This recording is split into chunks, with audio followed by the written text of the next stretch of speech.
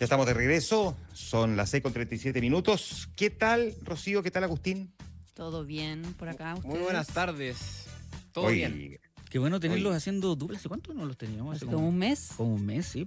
Porque No, pero creo ¿verdad? que hubo como un entre medio. un veranito de San Juan entre medio en donde volvieron a hacerse cargo de sus responsabilidades, pero esta cuestión, insisto, que les permitan su feriado legal me parece que está llegando demasiado lejos. Derecho, Matías, porque tú te vas de vacaciones por lo que escuché. Sí, pero yo me las gané. No, pero es todo gratuito, Matías. Pero Es que sí. estoy No, está en modo bélico. Estoy le digo al tiro. detonadísimo porque me voy un mes, Sí. entonces como no tengo que arreglar las cosas con nadie. Matías, te voy a explicar. No te vayas un mes, porque volví el 25 y hoy día es 3 de octubre. Te tienen engañado. Te vas 3 semanas. Ah, pero sí, yo tenía pensado que era un mes. En mi cabeza. No. En mi cabeza un mes. 3 semanas. Y mira, y te voy a decir, te vayas a España, pero es que ruega al Señor, no sé, a Yoda, en lo que tú creas, que no vaya a pasar nada por Europa, porque te juro que ¿Podrías te llevarte un vamos a llamar. micrófono todo esto? No voy a hacer eso, pero lo he pensado de Uno una de Radio forma. Infinita, No, uno lo he de pensado mucho Oye, gusto y otro de prensa. Eso te iba a decir, yo le enchufamos al tiro uno de prensa, al tiro. Voy a empezar a eliminar contacto. Para lo que nos cuesta ubicar a Renato. No, además, en todo caso. Ya. Oye, hemos tenido hartas cosas en política. Definitivamente ha sido una semana bien intensa.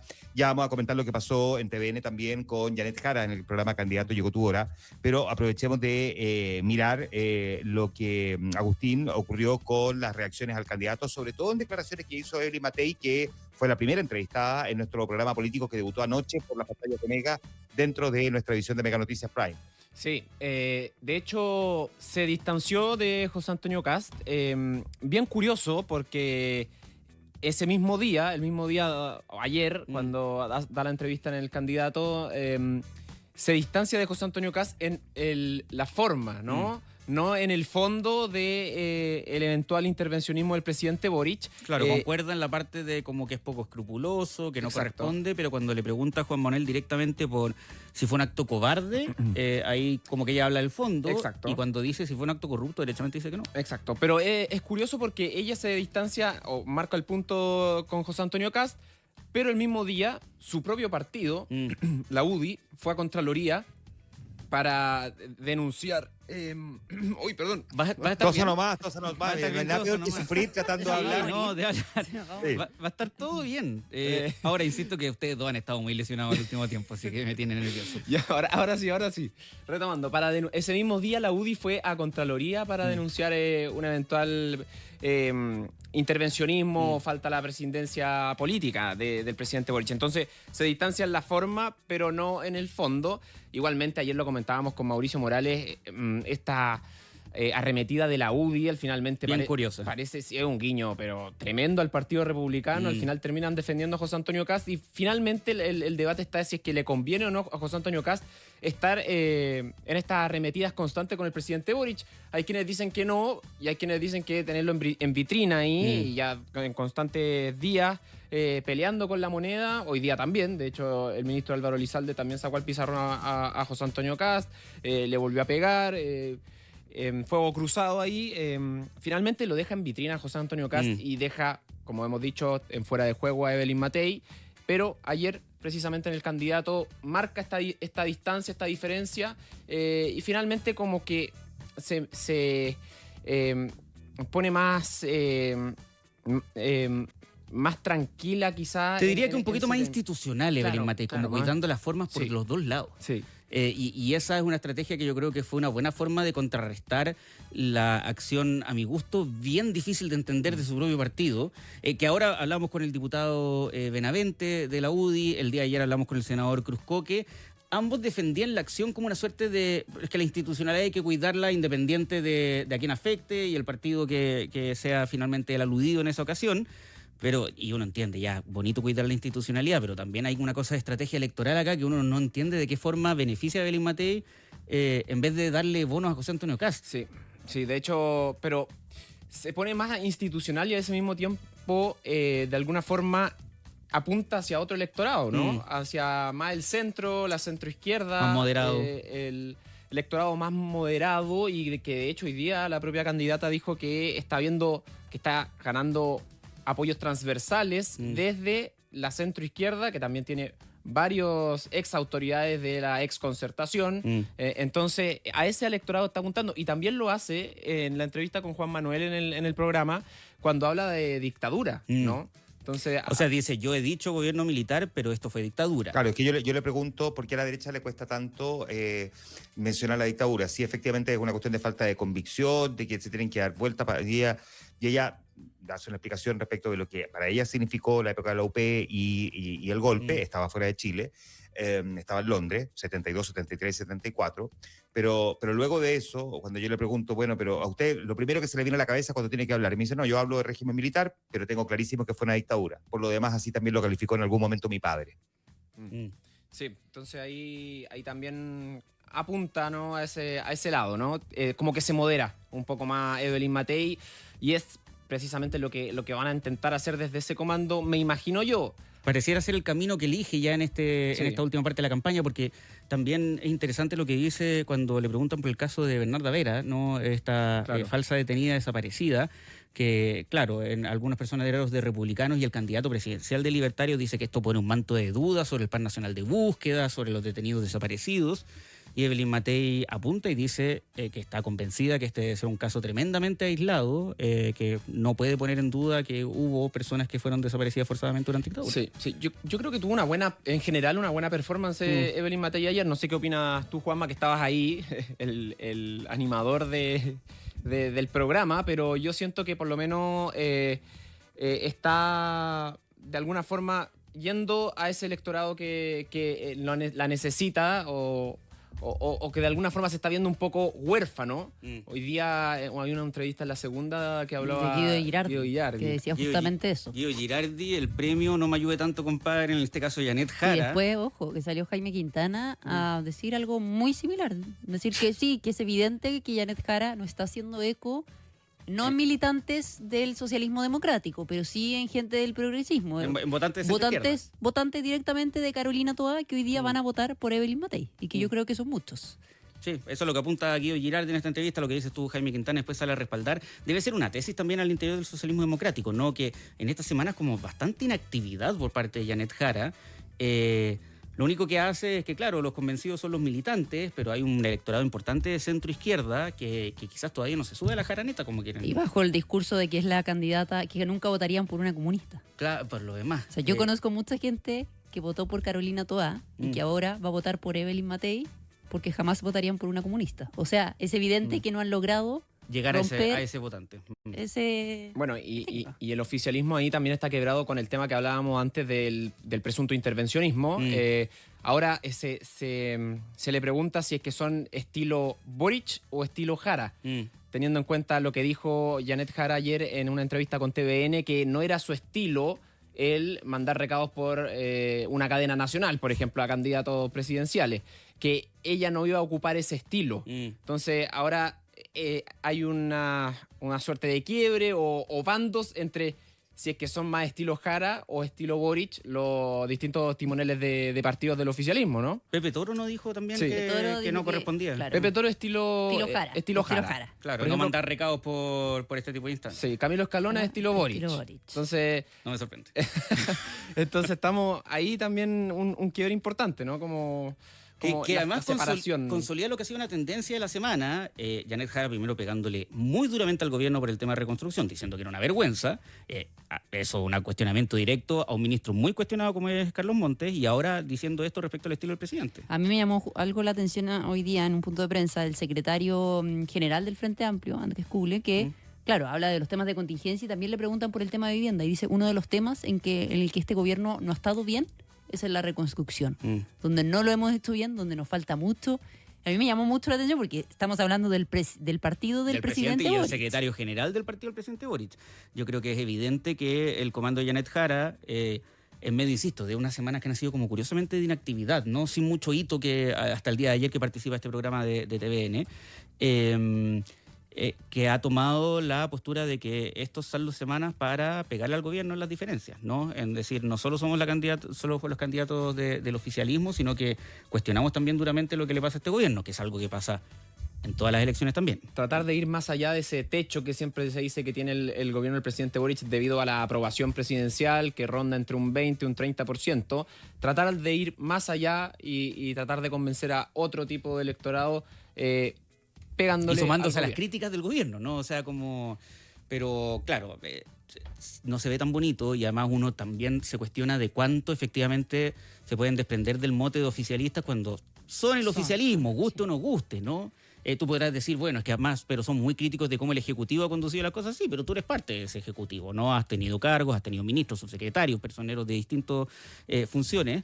Entonces, claro, o sea, uno podría preguntarle tanto a Andrés Kuble como a Janet Jara, bueno, ¿y cuántos militantes comunistas hay en el Ministerio de Vivienda también? Y en cadena de mando, ¿cuántos militantes del PPD o cuántos militantes del Frente Amplio? O sea, que esto no es...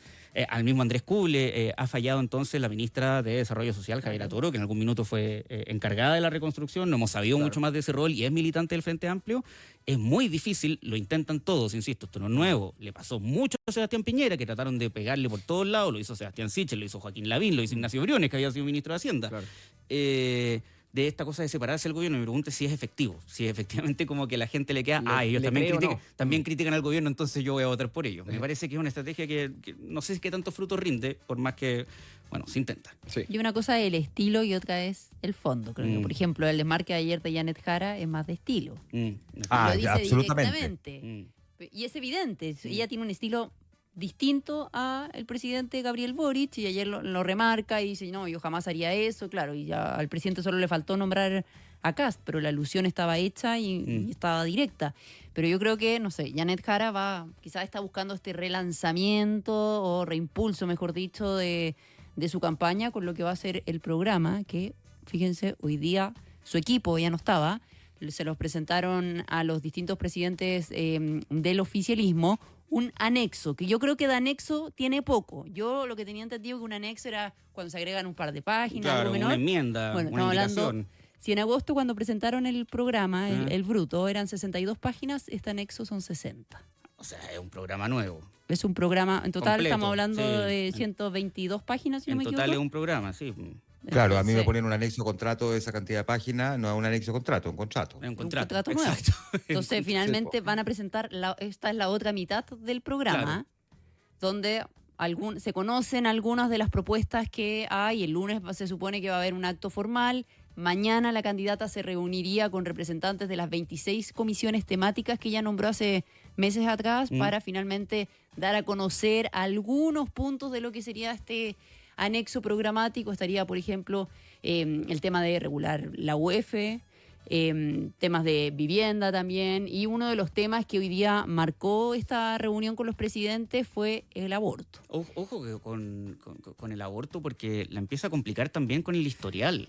Janet Jara, claro, evidentemente en una primera instancia defensora del aborto libre. Después, cuando empieza la expresión en la democracia cristiana, dice no está considerado. Eso fue en agosto, pues, cuando claro, presenta el programa. Claro, pero hay un cuento como semántico que dice no está considerado ahora, lo Claro. cual uno puede decir ahora en este minuto cuando estoy hablando. Ahora este año, ahora ya. Claro, los próximos segundos Bueno. cuando se escriba va a estar considerado. Siempre decimos eso, que los Siempre, políticos sí, piensan así. pero les encanta. Parece que era un ahora en agosto. Sí, pero a ellos les encanta esa cuestión de decir ahora y se refieren literal a la palabra ahora, así como en este segundo en que yo estoy pronunciando estas palabras, esto es así. Lo hizo Janet Jara cuando le preguntaron si iba a ser candidata presidencial, después de haber sacado adelante la reforma de pensiones, y ella dice, ahora estoy pensando en irme de vacaciones. Era Bueno, verdad. Lo hizo Carolina toda. Lo hicieron todos, ¿no? Y a los políticos les encanta esa cuestión. El tema es que daba la impresión de que Janet Jara no iba a incluir el aborto dentro de su programa, que lo que iba a hacer era dar libertad de acción al Congreso para que el proyecto que ya existía siguiera adelante, que ella evidentemente no lo iba a bloquear. Pero ahora da la impresión que si una persona incluye aborto libre dentro de su programa es porque en su minuto podría considerar, por ejemplo, ponerle una urgencia. ¿Y de qué pensará eso, por ejemplo, la democracia cristiana? Claro, es una herramienta que está sobre la mesa, y lo que nos aclaraban del comando es que incluir el aborto legal no es que ellos lo van a impulsar como tal, es que van a continuar con la tramitación si es que no se concreta en lo que queda de este mandato, de esta administración del actual gobierno. Muy difícil que se concrete en la actual administración. Sin duda. Por lo mismo, Janet Jara finalmente se pone el parche ante de la guía. Es una pelea que sabía que iba a tener en algún momento con la democracia cristiana en agosto, cuando la ADC se suma a su comando, cuando ella lanza este programa inicial, ella descarta por el momento, según esa hora que dijo en ese entonces, que el aborto iba a estar para evitar tener problemas con la democracia cristiana, porque sabe que es un problema que le iba a complicar mucho en ese entonces y fue uno de los temas principales que tuvo la ADC también en su debate interno. Bueno, ahora lo van a integrar. Francisco Buenchumilla, el presidente de la ADC, decía que ellos están abiertos al debate, que se discuta, pero en el Congreso no cuenten con nosotros. Sí, porque al final el tema si es que le dan urgencia al proyecto o no, tiene que ver necesariamente con la otra elección que se va a jugar el 16 de noviembre, que es la elección parlamentaria. Vamos a ver quién tiene mayoría en el Parlamento y de ahí va a depender si es que tramitamos el proyecto, si es que le damos urgencia o no. Y justamente ahí se da la pelea interna de cierta forma, porque hoy día en este punto de prensa donde hablaron los distintos timoneles del oficialismo, Andrés Kugle decía, bueno, los que están a favor del aborto saben por quién votar. Por los parlamentarios del Frente Amplio, no por los de la ADC. No lo decía así de directo. Pero en el fondo era lo que insinuaba. Esa es la pelea interna que provocan estos temas dentro de la propia coalición. Y gana el gallito el Frente Amplio. Con nosotros, me acuerdo, conversamos pocos días después de esta declaración de Janet Jara de que ahora no tenía considerado el aborto libre. Y la presidenta del Frente Amplio, Constanza Martínez, dijo que entendía que eso era que en esta parte del programa o que finalmente ella iba a optar por no incluirlo en el programa, pero eso no significaba que no lo iba a apoyar cuando avanzara en el Congreso. Claro. Y le preguntamos directamente, ¿eso significaría que usted esperaría que en marzo le pusiera urgencia? Y dijo que sí. O sea, había un gallito interno de eventualmente cuestionar la postura de la democracia cristiana que parecía en agosto haber ganado, que en pos de mantener la democracia cristiana contenta, que se había subido la jaraneta, ellos pudieran ceder con un aspecto valórico tan importante como ese. Termina ganando claramente la postura más del Frente Amplio, el Partido Comunista, y uno podría agregar también el Partido Socialista en esta ocasión. Y a la democracia cristiana no le queda mucho más que upa chalupa nomás. O sea, claro, la democracia cristiana dijo, bueno, ya está, pero en el Congreso no vamos a votar a favor. Con esa condición, ¿no? Ahora, ojo con lo que puede pasar también con la construcción del Parlamento, porque, claro, el Parlamento, ponte tú que gana la actual oposición, la mayoría, como algunas proyecciones apuntan, no una mayoría que permita cambios sustanciales por el tema del quórum, pero sí una mayoría. Sí, de todas formas, la actual oposición, que no sabemos si es oposición o oficialismo, a partir de marzo puede decir, exigirle al presidente de turno, ponga la urgencia al tema del aborto, para que se caiga. Es como votémoslo al tiro, ya tenemos los votos para que esto no avance, ponga la urgencia, emplazar al presidente que sea, es como ponga la urgencia de esto y que eventualmente se caiga en la sala, lo cual impide volver a presentarlo durante el periodo de un año. Y con el Congreso que tenemos podría no presentarse en 4 años, incluso si es que se termina cayendo. Entonces, sí, va a ser un tema a partir de marzo de todas formas, independiente primero de quién gobierne y de la composición del Congreso. Pero llegamos a esta etapa final donde Janet Jara debería anunciar el programa el día lunes con una democracia cristiana claramente mermada. ¿Esperábamos que fuera distinto? No esperábamos que fuéramos distintos. Si la democracia cristiana se sabe que se unió a esta coalición como el vagón de cola, pero absoluto. Pero si de alguna u otra forma buscaban con este denominado anexo reimpulsar quizás la campaña, se ve opacada por esta pelea interna. Puede ser. Y además, después de que ella tuvo algunos momentos comunicacionales interesantes el día de ayer en TVN, lo que dijo Juan Manuel al principio del programa es interesante, ¿no? Que lo que pasó con Evelyn Matei y con Janet Jara habla sobre la importancia todavía de los programas políticos. Hoy día salía la segunda, una nota completa sobre los momentos que protagonizaron tanto Evelyn Matei como Janet Jara en los distintos programas en los que estuvieron ayer en pantalla abierta, ¿no? Estos programas generan hitos comunicacionales, que habrá que ver al día siguiente si se aprovechan o no. En el caso del comando Janet Jara terminan metiéndose en una mini polémica. Reviven temas también. Reviven temas que son sin duda complicados, pero quizás la raya para la suma en todo esto es que los programas políticos siguen importando. Sí. Independiente que hay algunos candidatos que todavía son como medio reacios a participar de esta instancia. Así es, pero se viene un debate en ENADE. Se viene un debate el 14 de octubre. 14 de octubre, sí. Va a estar bueno, Día intervenciones cruzadas. Yo tengo la mejor intervención va a ser Matei a Kast. Ah, le tocó de nuevo el cruce. No sé si lo podía decir, pero bueno. Matei Kast, bueno, ya está. Perdón, jefe. Ya está. Te pasaste, Rocío. Ya lo dije, perdón. Ya está. Yo no sé si puedo decir quién modera ese panel presidencial. Yo el otro día hice un móvil y lo dije. Oye, pero Rocío no le pueden contar nada. No, pero bueno, ¿para qué me llevan entonces? Si saben cómo se me llevan al sorteo. Ya no, pero de que va a estar bueno, va a estar bueno. Va a estar bueno. El debate. Sí. Yo solo sé que alguien por acá lo va a moderar. Y No lo Agustín podemos Víctor. decir. Adivina quién. Matías. Que está de vacaciones por lo demás. Lo vamos a ver desde España. Ah, joder. Eso, por Meet. Ya. Oye, ya, ¿algo más que tengamos proyectado así como en los siguientes días que deberíamos estar mirando con un poquito de detenimiento, atención? Mañana hay que tener ojo con esta eventual reunión de Janet Jara con representantes de las 26 comisiones temáticas que redactaron parte de este anexo, porque podría ahí hacer un punto de prensa y adelantar algo de lo que se viene ya de cara al lunes, donde se supone que van a hacer un gran anuncio. Déjame volver un paso atrás. ¿Cuántas comisiones temáticas? 26 ¿Y cómo comisiones. esperaban que les saliera algo más corto que 60 páginas? O sea, yo creo que el error fue llamarlo anexo. Anexo, Y está no. bien, parte 1, parte 2, válido. Me acordé un poco de la Convención Constitucional, cuando terminaron con un texto de como 200 páginas. Y también era porque habían como 80 comisiones. Sí. ¿Cómo eventualmente ibas a terminar aunando todas las propuestas de todo esto? Bueno, y eran muchos convencionales también. Eran muchos convencionales, pero ahora, claro, si terminas haciendo 26 comisiones temáticas para un programa que, buena onda, no se va a leer nadie. O sea, recordemos cuando eran 7. No, sí, pues debería ser quizá haber sido un poquito más eficiente la construcción de este programa, porque además si termina quedando de 120 páginas, yo entiendo que en el fondo sí es importante, ¿no?